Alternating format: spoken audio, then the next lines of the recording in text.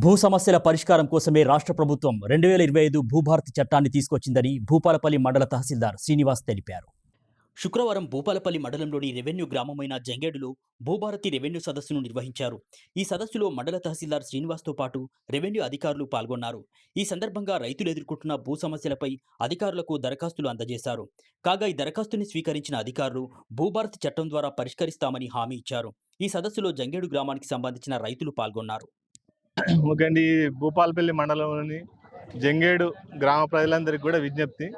ఈరోజు మనం ఏంటంటే మన తెలంగాణ ప్రభుత్వం ఏర్పడిన తర్వాత ఇప్పుడు నూతనంగా పోయిన కొత్త ప్రభుత్వం భూభారత్ చట్టం 2025 తీసుకురావడం జరిగింది. దీనిలో భాగంగా మనం ఏప్రిల్ 14 నుంచి ఇది అమల్లోకి వచ్చింది కాబట్టి మనం అన్ని రెవెన్యూ గ్రామాల్లో కూడా రెవెన్యూ సదస్సులు నిర్వహించడం జరుగుతుంది. ఈరోజు మనం జంగేడు రెవెన్యూ విలేజ్లో రెవెన్యూ సదస్సు నిర్వహించి ఎవరైతే రైతులు ఉన్నారో ఈ జంగేడు విలేజ్ పరిధిలో ఉన్న అందరి రైతుల దగ్గర నుంచి కూడా వాళ్ళ యొక్క భూమి సమస్యల గురించి వాళ్ళకి ఏం సమస్యలు ఉన్నాయో అవన్నీ కూడా పరిష్కరించడానికి మనం దరఖాస్తులు తీసుకోవడం జరుగుతుంది.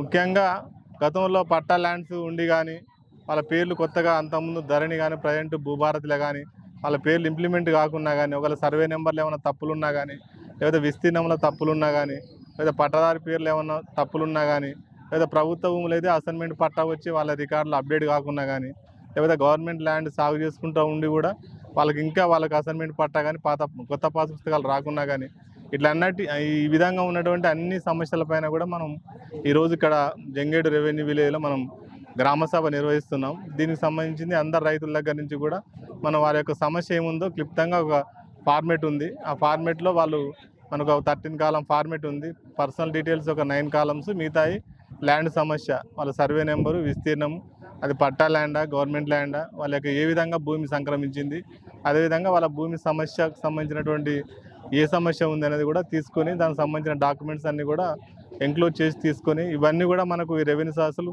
రాష్ట్ర వ్యాప్తంగా కూడా 3వ తారీఖు నుంచి అంటే ఈ నెల 3 నుంచి 20 వరకు కూడా జరుగుతున్నాయి. ఈ రెవెన్యూ సదస్సులు అయిపోయాక 20 తర్వాత కూడా మొత్తం రికార్డ్స్ కొంచెం వెరిఫికేషన్ చేసి తర్వాత వాళ్ళ ఎవరైతే అప్లికేషన్ చేసుకున్నారో వాళ్ళందరికీ కూడా నోటీసులు ఇచ్చి మళ్ళీ ఫీల్డ్ ఎంక్వైరీ చేయడం జరుగుతుంది. ఫీల్డ్ ఎంక్వైరీ చేసి ఎవరైతే కరెక్ట్గా ఉన్నారో జెన్యూన్ ఉన్నారో వాళ్ళందరికీ కూడా కొత్తగా వాళ్ళకు రికార్డ్ భూభారతిలో అప్డేషన్ చేసి వాళ్ళకు కొత్తగా పాస్ పుస్తకాలు ఇవ్వడం జరుగుతుంది. ఇది జనరల్గా మనకు ఈరోజు ఈ భూభారతి యొక్క ఈ రెవెన్యూ సదస్సు యొక్క ముఖ్య ఉద్దేశం.